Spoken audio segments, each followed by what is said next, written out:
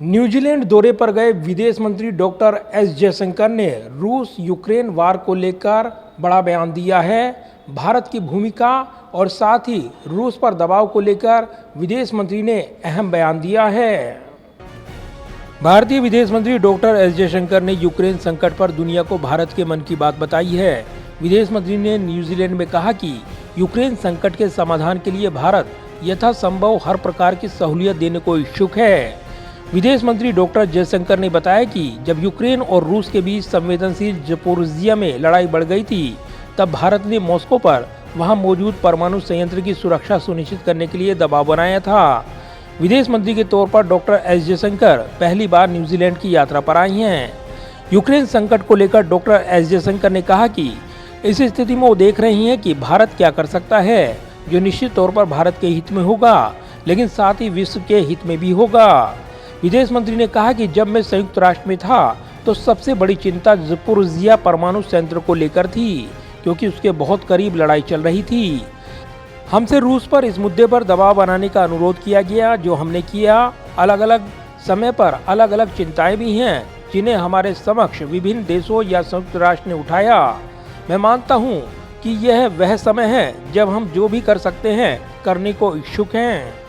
विदेश मंत्री ने कहा कि जब यूक्रेन का मुद्दा आता है तो स्वाभाविक है अलग अलग देश और क्षेत्र थोड़ी अलग तरीके से प्रतिक्रिया करेंगे। विदेश मंत्री ने कहा कि लोग उसे अपने नजरिए, तात्कालिक हित, ऐतिहासिक अनुभव और अपनी असुरक्षा के संदर्भ में देखते हैं। विदेश मंत्री ने कहा कि मेरे लिए विश्व की विविधता प्रत्यक्ष तौर पर है और स्वाभाविक है कि इससे अलग अलग प्रतिक्रियाएं भी आएंगी।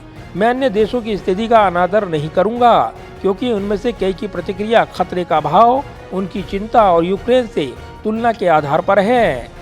ज़पोरिज़िया परमाणु ऊर्जा संयंत्र दक्षिण पूर्वी यूक्रेन में स्थित है और ये यूरोप का सबसे बड़ा परमाणु ऊर्जा संयंत्र है।